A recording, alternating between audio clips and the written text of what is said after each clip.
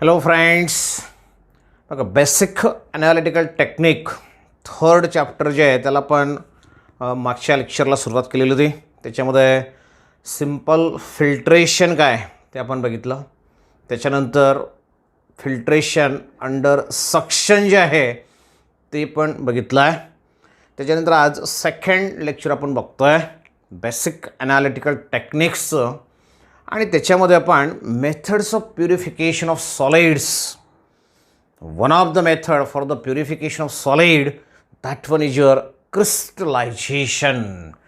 क्रिस्टलायझेशनची definition जी मित्रांनो ती फार महत्त्वाची आहे तुमच्या एक्झामच्या दृष्टिकोनातून, आणि ह्या डेफिनेशनवर तुम्हाला क्वेश्चन विचारला जातो. What is a crystallization, define crystallization, असा तो क्वेश्चन तुमच्यासाठी असणार आहे. सिम्पली ओके, या ठिकाणी आपण मेथड्स ऑफ प्युरिफिकेशन ऑफ सॉलिडचा विचार करतो आहे. एखाद्या सॉलिडला तुम्हाला प्युरिफाय करायचं आहे, मग सॉलिडचं सोल्युशन तयार करायचं. मित्रांनो, क्रिस्टलायझेशनची डेफिनेशन आपण बघतो आहे. सॉलिडचं सोल्युशन तयार करायचं, सोल्युशन तयार झाल्यानंतर परत त्या सोल्युशनमधून सॉलिड ऑब्टेन करायचा. बघा, सॉलिडचं ॲक्वियस फॉर्ममधलं सोल्युशन, समजा मीठ तुम्हाला दिलं आहे, मिठाचं द्रावण सोल्युशन तुम्ही तयार केलं आणि परत मीठ तुम्हाला मिळवायचं आहे. पॉसिबल आहे का? वाटतं आपल्याला नाही, but yes it is possible. मग ती जी एखादा सॉलिड त्याच्या सोल्युशनमधून परत मिळवण्याची प्रोसेस जी आहे त्या प्रोसेसला म्हणतो आपण crystallization. The process of obtaining solute. बघा, याला डिफाईन कसं करणार, पुस्तकात डायरेक्ट डेफिनेशन दिलेलं नाही आहे. But here if we consider the definition, the process of obtaining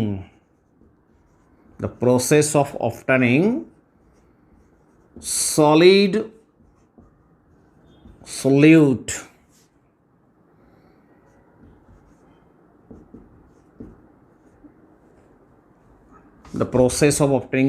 solute from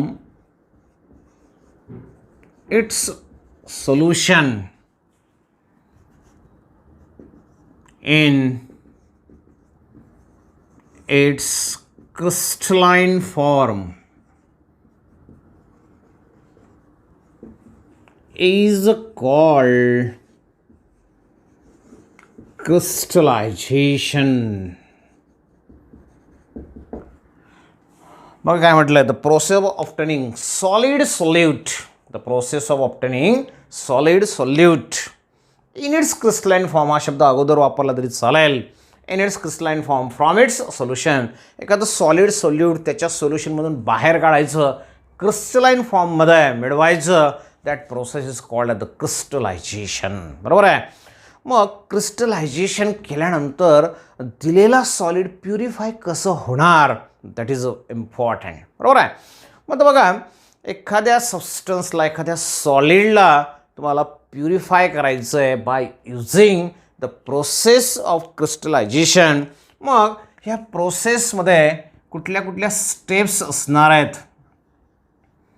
what is the process of crystallization. अगदी सिम्पली आपण या ठिकाणी रिप्रेझेंट करणार की एखादा सॉलिड तुम्हाला प्युरिफाय करायचं आहे by using the process of crystallization. खूप सिम्पल असं असणार मित्रांनो, फक्त तुमचं कॉन्सन्ट्रेशन असलं पाहिजे, लक्ष असलं पाहिजे व्यवस्थित.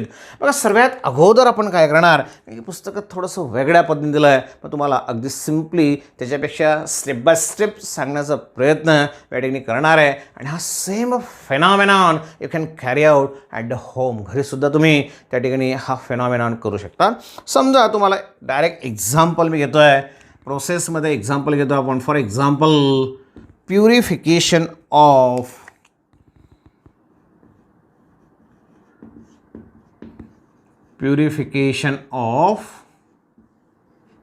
Common salt. कॉमन साल्टला तुम्हाला प्युरिफाय करायचं आहे. आपल्या घरी कॉमन साल्ट असतं मित्रांनो, त्याला कशा पद्धतीने प्युरिफाय करणार तुम्ही.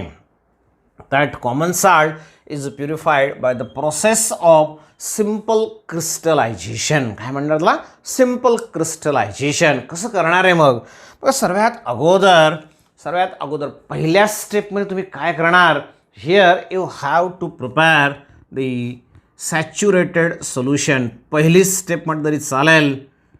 It is your preparation of saturated solution. Actually it is super saturated solution. काय म्हटलं बघा, preparation of super saturated solution. पुस्तकात फक्त तुम्हाला सॅच्युरेटेड सोल्युशन दिलं, but actual it is the super saturated solution. कसं तयार करणार मित्रांनो? बघा, सुपर सॅच्युरेटेड सोल्युशन काय असणार आहे?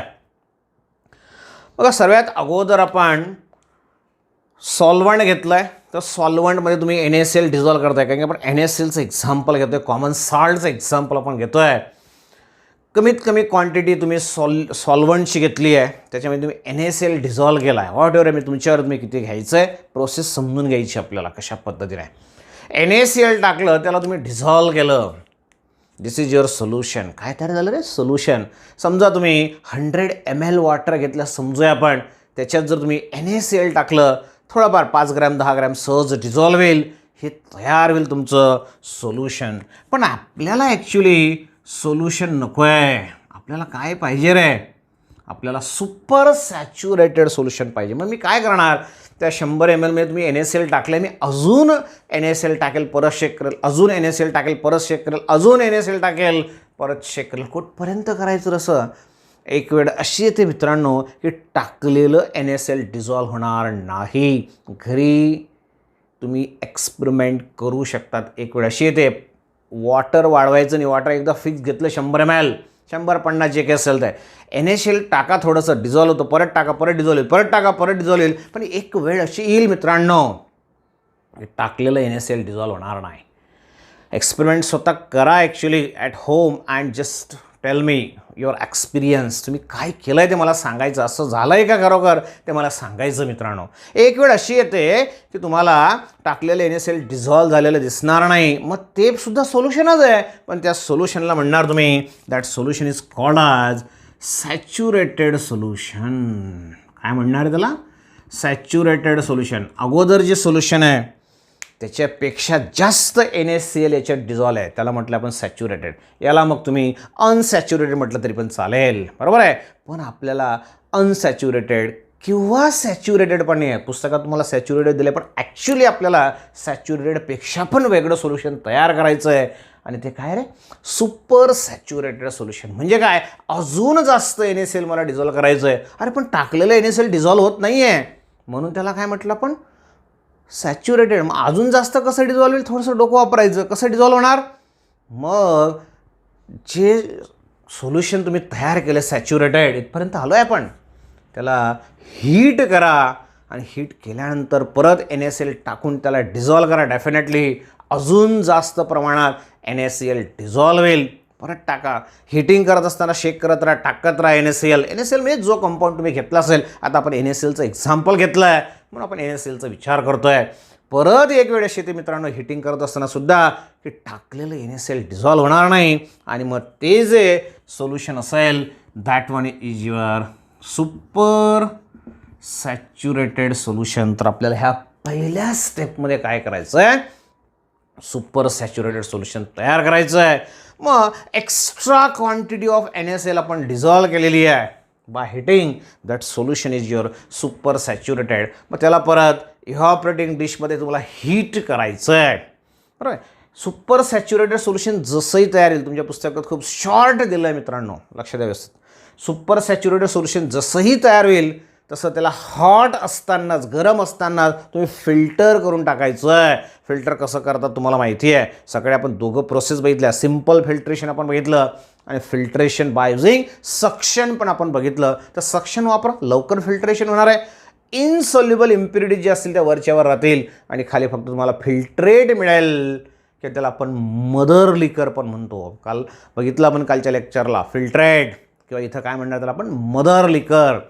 जे NaClचं सोल्युशन तुमचं असणार आहे, हॉट असताना त्याला डिझॉल्व करून टाका. कुठल्या इम्प्युरिटी बाहेर पडल्या रे? ज्या इनसॉल्युबल आहेत, ज्या पाण्यात डिझॉल्व होणाऱ्या नाहीत त्याच, पण काही इम्प्युरिटीज त्याच्यात राहून गेल्या आहेत, ज्या NaCl सोबत त्या वॉटरमध्ये, सॉल्वंटमध्ये डिझॉल्व झालेल्या आहेत मित्रांनो, बरोबर आहे. मग असं हॉट सोल्युशन जे आहे त्याला एका इव्हॅपोरेटिंग डिशमध्ये घ्यायचं आहे. बघा आता इव्हॅपोरेटिंग डिश तुमची पोर्सेलिन याच्यापासून तयार झाली चिनी मातीची एक डिश असते मित्रांनो, त्याला म्हणणार तुम्ही इव्हॅपोरेटिंग डिश. ह्याच्यामध्ये तुम्ही हे सुपर सॅच्युरेटेड सोल्युशन घेतलं आहे. ही प्रोसेस दिलेली नाही आहे तुमच्या पुस्तकात. याला आपल्याला परत हिटिंग करायचं आहे, कंटिन्युअस हिटिंग करत जायचं विथ स्टरिंग. आणि कुठपर्यंत हिटिंग करणार आहे, तर हिटिंग करत असताना एक पॉईंट असतो, त्या पॉईंटला म्हणतो आपण पुस्तकात दिलेलं नाही, मेन्शन करा, नोट डाऊन करा, लिहून ठेवा. That point is called as point of crystallization. जुन्या सिलेबसचं बुक बघा, त्याच्यात तुम्हाला समजेल मित्रांनो. काय म्हटलं मी, पॉईंट ऑफ क्रिस्टलायझेशनपर्यंत तुम्हाला हिट करायचं. काय रे पॉईंट ऑफ क्रिस्टलायझेशन, तर जेव्हा तुम्ही हिटिंग करत असतात एक ग्लास रॉड घ्यायचा, त्या ग्लास रॉडवरती हॉट सोल्युशन घ्या. हॉट सोल्युशन घेतल्यानंतर त्याला थोडंसं कूल जर केलं तुम्ही, फुंकर जर मारले, तर तिथे तुम्हाला बारीक क्रिस्टल तयार होताना दिसतात की नाही ते चेक करायचं. हॉट सोल्युशन त्या ग्लास रॉडवर घेतलं आहे आणि फुंकर मारल्याबरोबर तुम्हाला बारीक क्रिस्टल जर तयार होताना दिसले मित्रांनो, तर समजायचं पॉईंट ऑफ क्रिस्टलायझेशन आलेला आहे. Otherwise heating will be going on. तसं जर नसेल तर हिटिंग कंटिन्यू ठेवा. हे पुस्तकात दिलेलं नाही, तुम्हाला समजण्यासाठी सांगतो आहे. लक्षात आलं. मग असं समजू आपण आता पॉईंट ऑफ क्रिस्टलायझेशन आला आहे. पॉईंट ऑफ क्रिस्टलायझेशन आल्यानंतर you have to stop the heating. Heating stop करायची आणि या ठिकाणी त्याला कूल करायचं. कूल केल्यानंतर म्हणजे कूलिंग जेव्हा तुम्ही करणार, हळूहळू रूम टेम्परेचरला ते येईल. वरून तुम्ही NaClचा एखादा क्रिस्टल टाकला तरी चालेल, लवकर क्रिस्टलायझेशन झालं पाहिजे. सीडिंग पर्पज म्हणतो आपण त्याला, 12वीला आपल्याला ते शिकायचं आहे. नाही टाकलं तरी चालेल, हळूहळू त्याला कूल करा, रूम टेम्परेचर येईल. रूम टेम्परेचर जेव्हा येईल तेव्हा तुमचं ऑब्झर्वेशन असं असेल मित्रांनो. ॲक्च्युली तुम्हाला लॅबोरेटरीमध्ये हा एक्सपेरिमेंट करायचं आहे, तुमच्या 11च्या सिलेबसला आहे.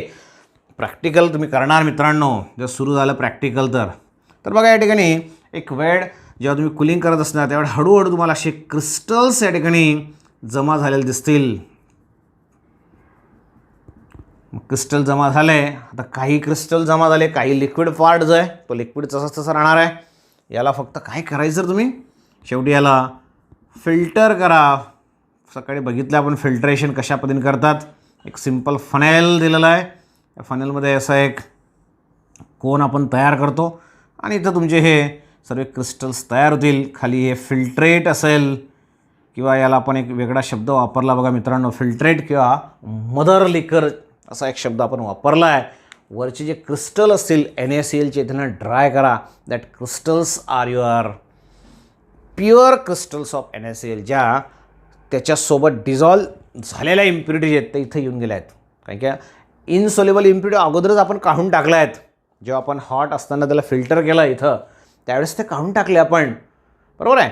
मग ज्या सोल्युबल झालेल्या इम्प्युरिटी आहेत त्या सोल्युबलच राहतात, त्याचे क्रिस्टल्स तयार होत नाही. बघा आता इथं सोल्युशन होतं बघा, अगोदर सोल्युशन्सचं कन्व्हर्शन क्रिस्टलमध्ये झालं. मग त्या सोल्युशनमधून आपण काय केलं रे, क्रिस्टल तयार केले, आपण क्रिस्टल मिळवलं आहे. तीच प्रोसेस या ठिकाणी दिली बघा. आता प्रोसेस ऑफ ऑब्टेनिंग सॉलिड फॉर्ममध्ये सॉलिड मिळवलं आपण. जे डिझॉल्व केलेलं सॉलिड आहे तेच परत आपण मिळवलं. सॉलिड फ्रॉम इट्स सोल्युशन, त्याच्या सोल्युशनमधून in its crystalline form, in the form of crystal असं म्हटलं ते चालेल. Is called as crystallization. आणि त्या प्रोसेसला म्हटलं आपण क्रिस्टलायझेशन. लक्षात आलं. तर ह्या पद्धतीने इथं तुम्हाला फायनली प्युअर NaClचे क्रिस्टल्स मिळतील मित्रांनो. And thoroughly this process is nothing but your crystallization. तुम्ही व्हिडिओ रिपीटेडली बघा, ऐका आणि नोट्स काढा. डेफिनेशन्स फार महत्त्वाचे आहेत, बरोबर आहे. क्रिस्टलायझेशनची डेफिनेशन, सोल्युशनची डेफिनेशन ऑलरेडी आपण बघितले आहे. The homogeneous mixture of solute and solvent, that is जर solution, saturated solution. When solute is in contact with its solution, बघा solute is in contact with its solution, that one is called as the saturated solution. When more than saturated solution solute is present, then such a type of solution is called as super saturated.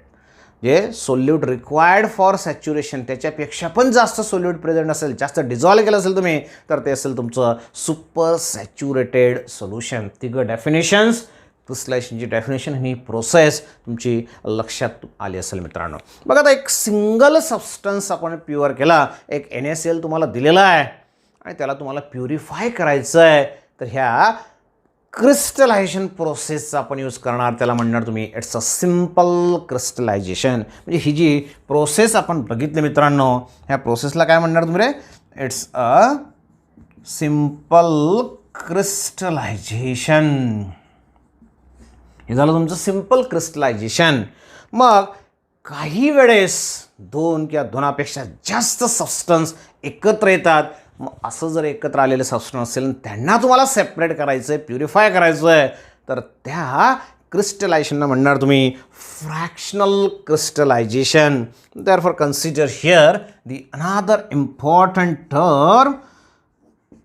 Important process. That one is your fractional crystallization.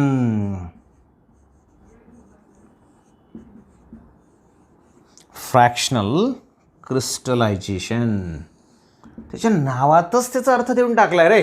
Fractional crystallization. फ्रॅक्शन्समध्ये fracture नाही, friction नाही, fraction म्हणजे भाग. एक वेगवेगळ्या भागात तुम्हाला crystallisation करायचं. अगोदर एकाचं क्रिस्टलायझेशन करा, एकाचे क्रिस्टल्स तयार करा, नंतर दुसऱ्याचे क्रिस्टल तयार करा. म्हणजे हे केव्हा वापरायचं तुम्हाला? किमान 2 सॉलिड म्हणजे 2 solid substances mix together. 2 or more पण चालेल, पण मिनिमम 2 तरी पाहिजेच. 2 सबस्टन्स जेव्हा एकत्र असतील किंवा 2पेक्षा जास्त सॉलिड सबस्टन्स एकत्र असतील आणि त्यांना तुम्हाला सेपरेट करायचं आहे, त्यांना तुम्हाला प्युरिफाय करायचं आहे, त्यावेळी जी प्रोसेस तुम्ही यूज करणार, that process is called as the fractional crystallization. The process of obtaining 2 different solid in 2 different fractions from the solution, that one is called as the fractional crystallization. मग असं का possible आहे? एकाच वेळेस दोघं solid का मिळत नाही? इट डिपेंड द कुठलं प्रिन्सिपल या ठिकाणी यूज केलं आहे. It depends on the solubility. कशावर डिपेंड आहे रे? कशावर डिपेंड आहे? Solubility of solids in particular solvent. Particular सॉल्व्हंटमध्ये दोघं सॉलिडची सोल्युबिलिटी कशी आहे? समजा तुम्हाला मागच्या लेक्चरला एक्झाम्पल दिलं तुम्ही, ग्लुकोज आणि फ्रुक्टोजचं जर मिक्सचर घेतलं मित्रांनो आपण, त्यांना जर आपण अल्कोहोलमध्ये टाकलं रे, तर फ्रुक्टोज डिझॉल्व होतो. दोघांचा फॉर्म्युला सेम आहे, 6,6H12O6. एक डिझॉल्व होतो आहे, पण ग्लुकोज मात्र स्पॅरिंगली सोल्युबल आहे किंवा डिझॉल्व होत नाही. तो डिझॉल्व होत नाही, एक डिझॉल्व होतो, असं असू शकतं. किंवा एक खूप कमी प्रमाणात, एक थोडा त्याच्यापेक्षा जास्त प्रमाणात, अजून तिसरा घेतला असेल तो जास्त प्रमाणात डिझॉल्व होईल, असं पण असू शकतं. तर हे झालं डिफरन्स इन द सोल्युबिलिटी. असं असतं एखाद्या सॉल्व्हंटमध्ये सॉलिड डिझॉल्व होताना, आणि त्या डिफरन्स इन द सोल्युबिलिटीचा आपल्याला यूज करून फ्रॅक्शनल क्रिस्टलायझेशन कॅरी आऊट करायचं आहे. खूप सिम्पल अशी प्रोसेस आहे मित्रांनो. जसं आपण NaClला प्युरिफाय केलं तसं तुम्ही वेगवेगळे कंपाऊंड करू शकतात. कॉपर सल्फेट असेल, ॲलम असेल, त्यांना पण प्युरिफाय करू शकतात. सेम प्रोसेस तुम्हाला वापरायची, बरोबर आहे. आता पण आपल्याला काय करायचं रे? फ्रॅक्शनल क्रिस्टलायझेशनमध्ये किमान 2 सबस्टन्स घ्यायचे आहेत. मग suppose here for example, for fractional crystallization 2 solids A आणि B तुम्हाला दिलं आहे. या दोघांचं मिक्सचर तुम्हाला दिलं आहे. जसं NaCl आणि शुगरचं मिक्सचर दिलं आहे, NaCl युरियाचं मिक्सचर दिलं आहे, शुगर आणि युरियाचं मिक्सचर दिलेलं आहे, बरोबर आहे. आता ह्या दोघांसाठी आपल्याला ही प्रोसेस अप्लाय करायची. दोघांना त्या मिक्सचरमधून आपल्याला सेपरेट करायचं आहे. सर्वात अगोदर काय तयार करणार आहे? पहिल्या स्टेपमध्ये तुम्ही काय तयार करणार? Here, first of all, you have to prepare SSS, preparation of SSS. म्हणजे काय रे? सुपर सॅच्युरेटेड सोल्युशन तयार करायचं. दोघांचं मिक्सचरचं सुपर सॅच्युरेटेड सोल्युशन. दोघांचं सेपरेट नाही, दोघं एकत्र आहेत आणि दोघांना त्या मिक्सचरमधून आपल्याला बाहेर काढायचं आहे, सेपरेट करायचं आहे. म्हणून आपण सर्वात अगोदर काय करणार? सुपर सॅच्युरेटेड सोल्युशन तयार करायचं आहे. आणि ते तयार झाल्यानंतर कसं तयार करतो तुम्हाला माहिती आहे? हिटिंग करून त्याला जास्तीत जास्त डिझॉल्व करा. डिझॉल्व झाल्यानंतर त्याला लगेच फिल्टर करून टाका. फिल्टर केल्यामुळे काय होईल? इनसोल्युबल इम्प्युरिटी जे आहेत ज्या त्या डिझॉल्व झाल्या नाही आहे, कारण की आपले दोघं ए आणि बी काय डिझॉल्व होऊन गेलेले आहेत. इनसोल्युबल इम्प्युरिटीज निघून जातील सक्शन पंपने घडा वाटल्यास त्याला फटक्यात. बरोबर आहे. मग आपल्याकडे आता दोघांचं ए प्लस बीचं मिक्सचरचं काय रे सुपर सॅच्युरेटेड सोल्युशन. मग हे जे सुपर सॅच्युरेटेड सोल्युशन आहे त्याचं आपण फिल्ट्रेशन केलं आहे. ह्याला आपण आता काय करणार, खूप इम्पॉर्टंट पुस्तकात दिलेलं नाही, लक्ष द्या व्यवस्थित. याला आपण काय केलं, इव्हॅपोरेटिंग डिशमध्ये घेतलं आहे. इथं काय घेतलं आपण आता, here it is the super saturated solution of A and B. A plus B दोघांचं सुपर सॅच्युरेटेड सोल्युशन आहे. याला मी काय करतोय, याला आपण हिटिंग करतोय. हिटिंग करत असताना आपण त्याला स्टर करतो. बघा मित्रांनो, तुम्हाला म्हटलं मी स्टरिंग करत असताना त्याला ग्लास रॉडवर घ्या, त्याला थोडंसं कूल करा, फुंकर मारा, तुम्हाला ते पार्टिकल्स जमा झालेले दिसतील. आणि पार्टिकल जे जमा होतील त्या पार्टिकलवर आपण ओळखणार की कोणता पॉईंट आला रे, पॉईंट ऑफ क्रिस्टलायझेशन आला किंवा नाही. मग आपण स्टरिंग करतोय, हिटिंग करतोय, चेक करत जातोय, एक वेळ अशी येते की पॉईंट ऑफ क्रिस्टलायझेशन आलेला असेल. मग पॉईंट ऑफ क्रिस्टलायझेशन आल्यानंतर काय करणार, पुढच्या स्टेपमध्ये त्याला तुम्ही कूलिंग करणार. बरोबर आहे. कूलिंग केल्याबरोबर तुम्हाला असं जाणवेल मित्रांनो, लक्ष द्या, खूप इम्पॉर्टंट आहे. कूलिंग करत असताना तुम्हाला असं जाणवेल की या ठिकाणी क्रिस्टल्स तयार झालेत. मग क्रिस्टल कोणाचे असतील रे, लक्ष द्या, खूप इम्पॉर्टंट. एक प्रिन्सिपलचा स्टडी आपण या ठिकाणी करतोय. कोणत्या प्रिन्सिपलवर आधी आपण ए आणि बीला सेपरेट करणार ते या ठिकाणी आपल्याला बघायचं आहे. क्रिस्टल तयार झालेत पण ए प्लस बी दोघांचे नाहीत, कोणाचे तरी एकाचे क्रिस्टल तयार झाले.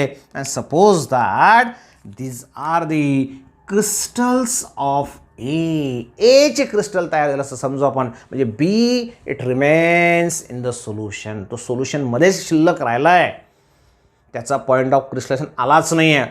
एका वेळी जेव्हा तुम्ही चेक करणार पॉईंट ऑफ क्रिस्टलायझेशन, तो कोणाचा तरी एकाचाच असेल. जसं या ठिकाणी कोणाचा आला रे, ए, मग कोणाचा असेल तो, एचाच का बीचा का नाही, तर कोणाचा पॉईंट ऑफ क्रिस्टलायझेशन अगोदर येतो त्याचं प्रिन्सिपल बघा काय, the solute which is less soluble in that solvent. इथं म्हटलं मी solubility of the solid in the particular solvent, दोघांची सोल्युबिलिटी वेगळी आहे. एक कमी सोल्युबल आहे, एक सहज सोल्युबल होतो आहे. जो कमी सोल्युबल आहे तो लवकर क्रिस्टल तयार करतो, त्याचा पॉईंट ऑफ क्रिस्टलायझेशन लवकर येतो. म्हणून एक कमी सोल्युबल होता, स्पॅरिंगली सोल्युबल होता, म्हणून त्याने लवकर क्रिस्टल तयार केले.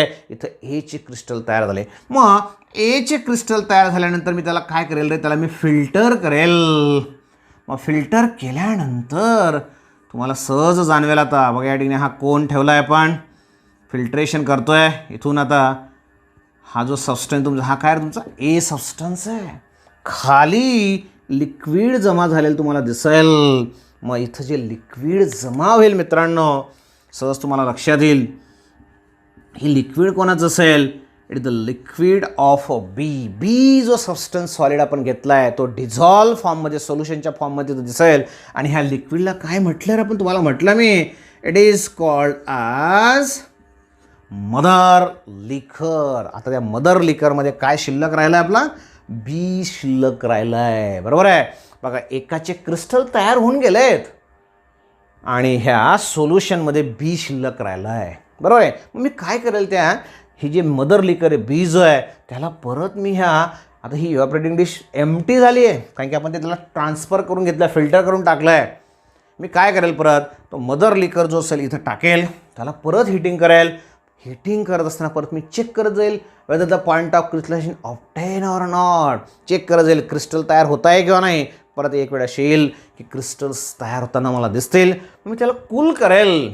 पण कूल केल्यानंतर सेकंड टाईम ए तर निघून गेला, आता त्याचे क्रिस्टल तयार झालं आहे. मग नंतर जे क्रिस्टल तयार होईल ते कोणाचे असतील, बीचे असणार. त्याला फिल्टर करा, इथं तुम्हाला क्रिस्टल मिळतील, ते परत बीचे मिळतील. खालचं लिक्विड जे असेल ते आता तुम्ही फेकून द्या. अगोदर फेकलेलं चालणार नाही, अगोदर काय त्याच्यात बी शिल्लक राहिला आहे. हां, अजून सी राहिला असतं, मग परत त्याला आपण इथं आणलं असतं आणि परत ही प्रोसेस केली असती. म्हणजे एका फ्रॅक्शनमध्ये आपण ए बाहेर काढला, एचे क्रिस्टल तयार केले. दुसऱ्या फ्रॅक्शनमध्ये आपण बीचे क्रिस्टल तयार केले. खूप सोपं आहे. 2 फ्रॅक्शन्समध्ये 2 कंपाऊंड आपण सेपरेट केलं आहे. म्हणून त्याला नाव दिलं आपण फ्रॅक्शनल क्रिस्टलायझेशन. बरोबर आहे. तर अशा पद्धतीने मित्रांनो the process of obtaining a solid solute in its crystalline form from its solution that is nothing but your crystallization. जेवढे सॉलिड एकत्र आले त्यांना तुम्ही हळूहळू सेपरेट करू शकतात. पण केव्हा पॉसिबल आहे? if all solids having difference in the solubility, प्रत्येकाची solubility वेगवेगळी असेल तर सर्वांची सारखी असेल तर काहीच फरक पडणार नाही.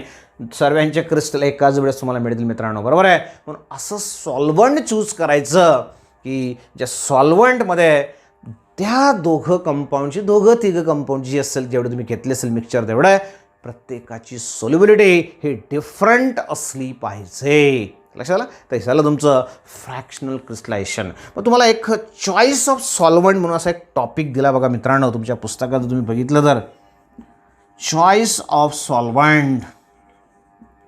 जेव्हा तुम्ही हे सॉल्व्हंट घेणार सोल्युशन तयार करण्यासाठी तेव्हा तुम्ही चॉईस कशी करणार तर त्यातला पहिला इम्पॉर्टंट पार्ट आहे पुस्तकात दिलं ॲज इट इज तुम्हाला लिहायचं आहे म्हणून मी लिहून देणार नाही आहे. नोट्स तर अजिबात मिळणार नाही आहेत. तुम्ही स्वतः प्रिपेअर करायचे आहेत. तुम्हाला पहिल्याच लेक्चरला म्हटलं आहे मी. तर पहिलं महत्त्वाचं चॉईस काय करणार तुम्ही सॉल्व्हंट चूज करताना असं सॉल्व्हंट चूज करा in that solvent that compound is sparingly soluble at low temperature and highly soluble at high temperature. म्हणजे असं सॉल्व्हंट घ्या की त्या सॉल्व्हंटमध्ये दिलेला कंपाऊंड हा कमी सोल्युबल झाला पाहिजे. लवकर सोल्युबल व्हायला नको. केव्हा लो टेम्परेचरला नॉर्मल टेम्परेचरला रूम टेम्परेचरला. पण जर तुम्ही त्याला हिटिंग करत गेले तर जास्तीत जास्त सोल्यूट डिझॉल्व झालं पाहिजे. असा सोल्यूट तुम्ही घ्यायचं असं सॉल्व्हंट तुम्ही घ्यायचं आहे. In that solvent the given solid is less soluble at low temperature normal temperature and highly soluble at high temperature. This is the first criteria. This is the first important category, important point for choosing the solvent. Second काय असणार आहे you have to take the solvent in such a way that it should not react with the given solute. असं solvent घ्या की ते solvent तुमचं solute सोबत react व्हायला नको. नाही तर सोल्यूट आणि सॉल्व्हंट एकत्र येतील आणि काहीतरी वेगळीच रिॲक्शन होऊन जाईल. तसं व्हायला आपल्याला फक्त त्याचं सोल्युशन तयार झालं पाहिजे. दोघांमध्ये रिॲक्शन व्हायला नको. नॉन रिॲक्टिंग सॉल्व्हंट असलं पाहिजे. तिसरं जे बघा शेवटी सॉल्व्हंट जे टाकणार आहे मित्रांनो आपण त्याला तुम्ही फिल्टर करताय त्याला शेवटी फेकायचं आहे. म्हणून असं सॉल्व्हंट घ्या that solvent is easily evaporable. म्हणजेच ते काय असलं पाहिजे रे होलॅटाईल असलं पाहिजे. The solvent should be volatile in nature. तर सॉल्व्हंट तुमचं होलॅटाईल जर असेल तर लवकर व्हॅपराईज होऊन जाईल इव्हॅपरेट होईल आणि कमीत कमी वेळेत तुम्हाला तुमचे रिझल्ट त्या ठिकाणी मिळतील. तर या तिघं गोष्टींचा तुम्हाला विचार करायचा आहे. ते नॉन रिॲक्टिव्ह असलं पाहिजे ते होलॅटाईल असलं पाहिजे लो टेम्परेचरला कमी सोल्यूटचं झालं पाहिजे आणि ज्याची सोल्युबिलिटी वाढली पाहिजे हाय टेम्परेचरला. असं सॉल्व्हंट तुम्हाला सिलेक्ट करायचं आहे. पण जनरली आपण वॉटर यूज करतो बेन्झिन यूज करणार ॲसिटोन यूज करणार मिथिल अल्कोहोल आपण यूज करणार. हे जनरल सॉल्व्हंट्स आहेत for carry out the process of crystallization and fractional crystallization. तर बघा मित्रांनो पहिल्या लेक्चरला आपण फिल्ट्रेशन जनरल प्रोसेस बघितली. सक्शन पंपचं फिल्ट्रेशन बघितलं. आज आपण प्युरिफिकेशन ऑफ सॉलिड केलं आहे आणि त्या सॉलिडच्या प्युरिफिकेशनमध्ये आपण जी प्रोसेस बघितली ते तुमची क्रिस्टलायझेशन. मग त्याच्यामध्ये अगोदर एकच कंपाऊंड घेतलं आपण सॉलिड त्याला आपण प्युरिफाय केलं म्हणून त्याला म्हटलं आपण सिम्पल क्रिस्टलायझेशन. एकापेक्षा जास्त कंपाऊंडचं मिक्सचर जर तुम्हाला दिलेलं असेल आणि त्याला तुम्हाला प्युरिफाय करायचं असेल तर त्याला म्हटलं आपण फ्रॅक्शनल क्रिस्टलायझेशन. आणि तुम्हाला काही वेळेस विचारलं जातं what is the principle utilize. पुस्तकात दिलेलं नाही रे मित्रांनो ऐका म्हणून सांगतो आहे. What is the principle utilize in the fractional crystallization. Difference in the solubility. The less soluble solute ज्याची सोल्युबिलिटी कमी आहे the less soluble solute crystallizes out first. त्याचं क्रिस्टलायझेशन लवकर होईल and the more soluble solute crystallizes out later. जे more soluble आहे त्याचं क्रिस्टलायझेशन नंतर होईल. This is the principal involved in the process of fractional crystallization. तर अशा पद्धतीने ही प्रोसेस जी आहे क्रिस्टलायझेशन फ्रॅक्शनल क्रिस्टलायझेशन त्याच्यातलं principle definition saturated solution, super saturated solution, unsaturated solution, ह्या डेफिनेशन्स फार महत्त्वाच्या आहेत. 100% तुम्हाला याच्यावर क्वेश्चन जो आहे तो विचारला जातो मित्रांनो. मग एखादा सॉलिड जो प्युरिफाय तुम्ही केला, जसं इथं NaCl प्युरिफाय केला आपण, मग NaCl खरोखर प्युरिफाय झाला की नाही कसं चेक करणार आहे? Just check its melting point. एखादा सॉलिडचा मेल्टिंग पॉईंट तुम्हाला दिला आहे 100 डिग्री सेल्सिअस आणि तो बरोबर तुम्ही प्युरिफाय केल्यानंतर चेक केला 100 आला, म्हणजे समजायचं तो सॉलिड जो आहे तो प्युअर आहे. बरोबर आहे. तर अशा पद्धतीने प्युरिटीसुद्धा आपण चेक करू शकतो. ठीक आहे. तर मित्रांनो, ह्या पद्धतीने एक महत्त्वाची प्रोसेस प्युरिफिकेशन ऑफ सॉलिडची आपण बघितली, क्रिस्टलायझेशन, फ्रॅक्शनल क्रिस्टलायझेशन. नेक्स्ट लेक्चरला आपल्याला अशाच पद्धतीने लिक्विडला कसं प्युरिफाय करणार ते आपल्याला बघायचं आहे. कुठल्या कुठल्या प्रोसेस तुम्ही यूज करणार. ठीक आहे. म्हणून व्हिडिओ आजचा पण फार महत्त्वाचा आहे. व्यवस्थित बघा, रिपीटेडली बघा, रनिंग नोट्स स्वतः काढा, परत परत काढतो. जोपर्यंत आपण स्वतः रनिंग नोट्स काढत नाही तोपर्यंत तुम्हाला तो टॉपिक क्लिअर होत नाही, कन्सेप्ट क्लिअर होणार नाही. दुसऱ्यावर डिपेंड राहू नका. रेडी तुम्हाला मिळेल. स्पून फिडिंगची सवय बंद करायची आपल्याला, बरोबर आहे. म्हणून स्वतः नोट्स काढा, त्या नोट्स काढलेल्या मला पाठवा. ठीक आहे मित्रांनो, आज आपण एक थांबणार. तुम्ही पण घरीच थांबा आणि सेफ राहा. It's my humble request to all of you. Okay, thank you, bye.